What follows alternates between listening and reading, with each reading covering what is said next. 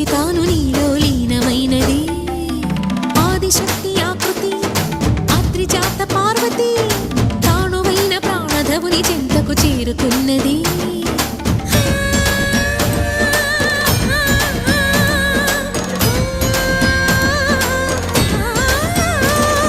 భవుని భువికి తరలించేలా ధరణి దివిని తలపించేలా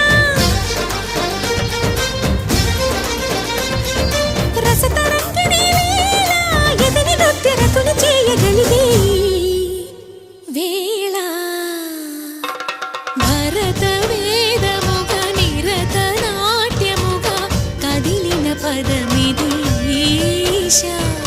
శివని వేదనగా అవని వేదనగా పలికెను పదము